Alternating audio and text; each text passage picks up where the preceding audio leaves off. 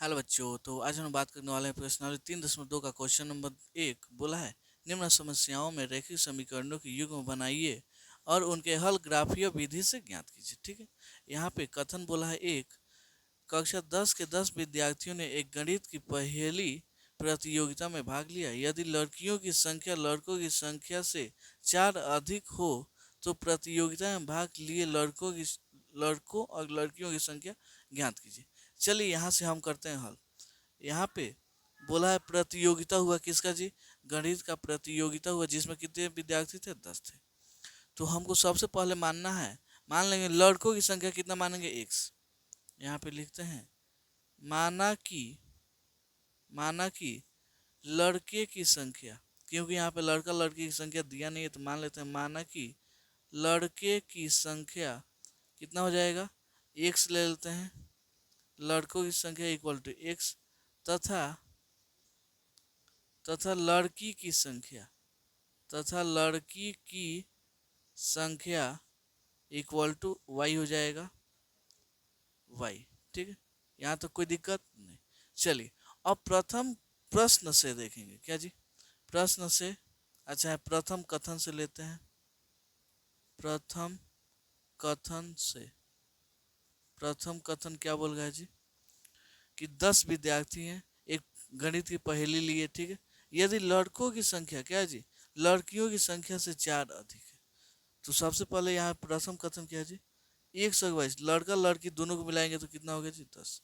ये आपका समीकरण 1 बन गया क्या जी, लड़का प्लस लड़की की संख्या इक्वल टू 10। अब आते हैं फिर से, मतलब दूसरे कथन से।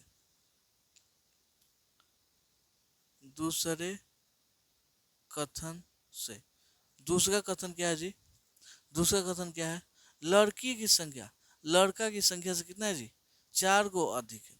यानी जो लड़की की संख्या है वो लड़का की संख्या से कौन ही अधिक है, कौन जी, वाई।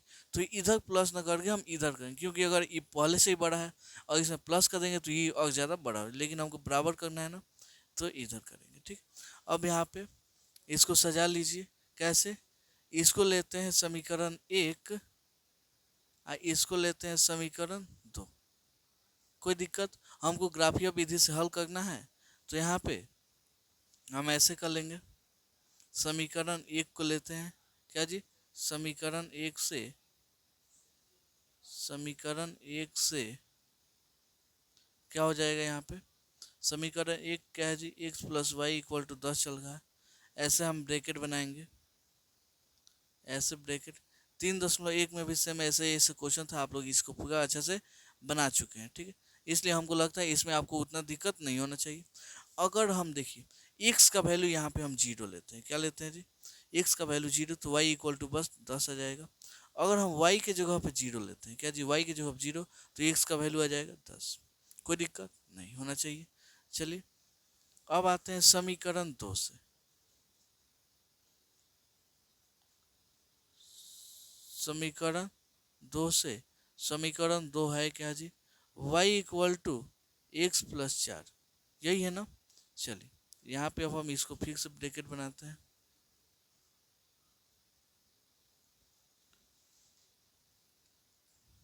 चलिए x और y, अगर हम x का वैल्यू कितना ले ले जी, 0। अगर x का वैल्यू 0 लेते हैं, y का बराबर कितना आ जाएगा, y इक्वल टू 4 आ जाएगा। यहाँ तो कोई दिक्कत नहीं। अगर हम x का वैल्यू -4 लेते हैं तो ये -4 +4, ये क्या हो जाएगा, 0।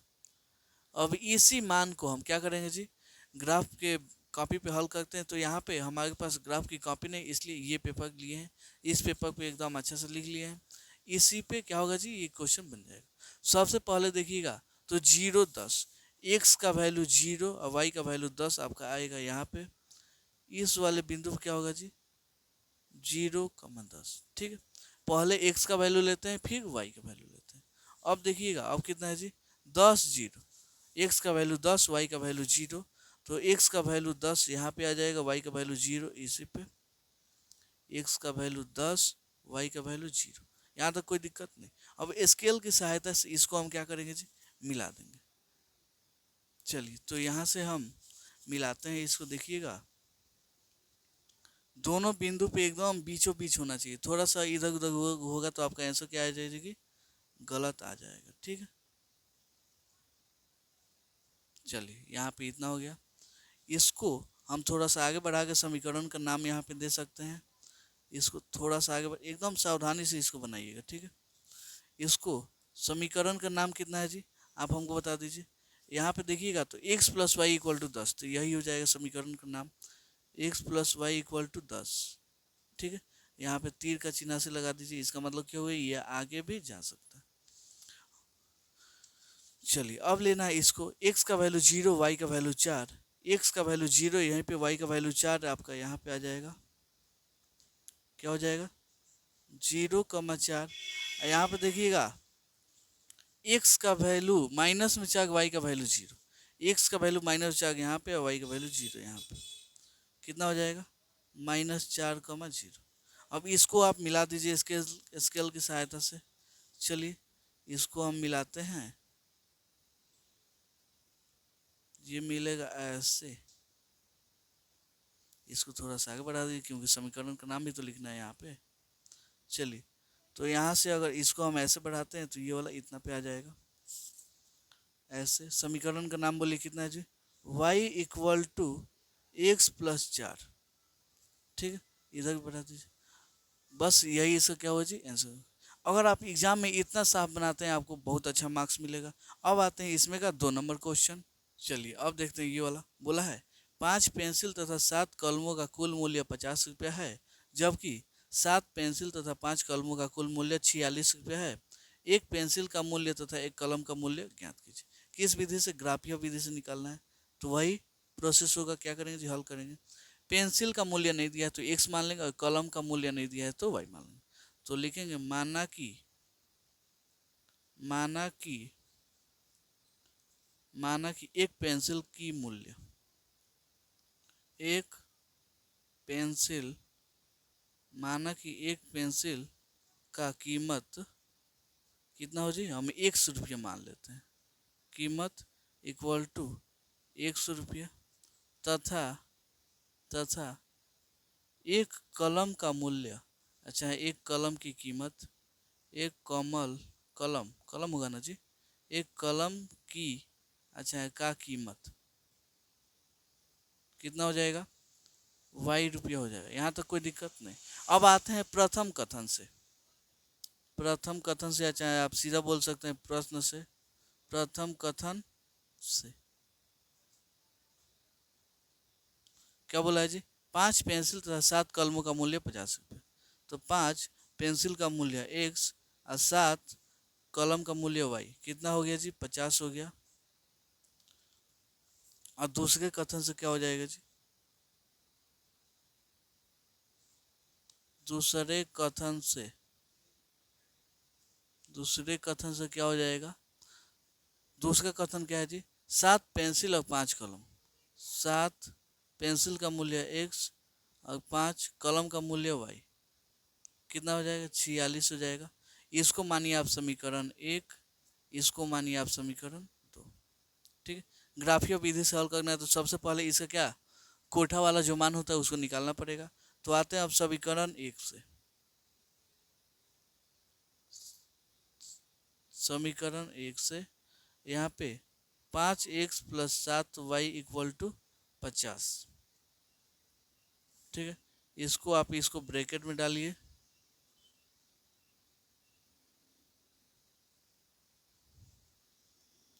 चलिए ये ब्रैकेट में आ गया। अब यहाँ पे हमें x का मान क्या लेंगे जी, अगर हम x का मान लेते हैं 3, क्या जी 3, तो ये 5 या 15 हो जाएगा, और उधर ये 15 उधर जाएगा तो माइनस हो जाएगा, 50 में से 15 हो गया 35, और 7 से भाग दीजिएगा तो 5 मार्क्स में कटेगा। आप इसको एकदम सावधानी से रफ पेज पे जाके आसानी से बना सकते हैं, ठीक है। अब आते हैं, अगर x का वैल्यू हम लेते हैं 10, x का वैल्यू 10, तो 5 हाँ 50 हो जाएगा, उधर जाएगा तो 50 माइनस 50 0, यानी y का वैल्यू आपका यहाँ पे आ जाएगा 0, ठीक है। अब आते हैं समीकरण 2 से, यहाँ पे समीकरण 2 से, समीकरण 2 क्या हो जाएगा जी, यहाँ पे समीकरण 2 है क्या, पहले 7x plus 5y equal to 46, यही है ना जी। ब्रैकेट यहाँ पे बनाएंगे, चलिए ब्रैकेट हो गया। यहाँ पे होगा x, यहाँ पे y। अब हम x का वैल्यू यहाँ पे क्या लें, बोलिए। x का वैल्यू हम 3 लेते हैं, x का वैल्यू 3 लेते हैं, 7 के का 21 हो जाएगा। ये 46 में से 21 गया तो 25, 46 में से ये वाला 21 जाएगा तो 25। अब 5y इक्वल टू 25, तो y का वैल्यू 5 हो जाएगा, ठीक है। और हम y का x का वैल्यू लेते हैं इतना 8, तो 8 से 56 हो जाएगा, उधर जाएगा तो माइनस में 56 यानी माइनस में 10, इसका आंसर होगा। 5y इक्वल टू -10, तो y का वैल्यू -2 हो जाएगा, ठीक है। अब इसको ग्राफ के कॉपी पे हल करेंगे। चलिए यहाँ पे अब देखिएगा तो x का वैल्यू 3 और y का वैल्यू 5, तो x का वैल्यू 3 ये है और y का वैल्यू 5, इसका मतलब इसको यहाँ पे बनेगा, इसको ऐसे बढ़ाइएगा तो यहाँ पे, इसको ऐसे बढ़ाइएगा तो सेम यहाँ पे बनेगा। मतलब ये कितना हो गया, x का वैल्यू 3, y का वैल्यू 5। x वाले को पहले लेते हैं, y वाले को बाद में लेते हैं। अब देखिएगा तो ये तो हो गया। अब 10,0, x का वैल्यू 10 और y का वैल्यू 0, x का वैल्यू 10 आपका यहाँ पे आएगा और y का वैल्यू 0, यानी 10,0। अब इसको स्केल की सहायता से क्या करेंगे जी, मिलाएंगे।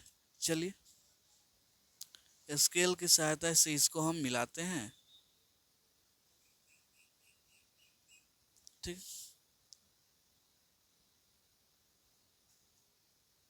अब यहाँ पे समीकरण लिख लीजिए, 5x plus 7y equal to 10, ठीक है। 5x plus 7y equal to 10। यहाँ पे अब इस दूसरे समीकरण बनाएंगे, x का वैल्यू 3, y का वैल्यू 5, x का वैल्यू 3, y का वैल्यू 5, सेम यहीं पे आ गया जी, ठीक है। x का वैल्यू 8 यहाँ पे, y का वैल्यू 2, माइनस में 2 यहाँ पे आएगा जी, ठीक है। हाँ, x का वैल्यू 8 यहाँ पे, y का वैल्यू इसको बढ़ाएंगे तो ऐसे। अब इन दोनों को क्या करेंगे जी, मिलाएंगे। कैसे, इस बिंदु को ऐसे पकड़िएगा, चलिए ऐसे हो गया,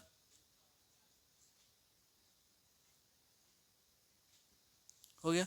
अब इस समीकरण का नाम लिख दीजिए, समीकरण है क्या जी, 7x plus 5y equal to 46, ये दूसरा समीकरण हो गया। बस ऐसे जैसे साफ साफ बनाया, एग्जाम में भी आपको एकदम सेम ऐसे ही बनाना होगा, तब आपको एकदम 5 में 5 मार्क्स देगा।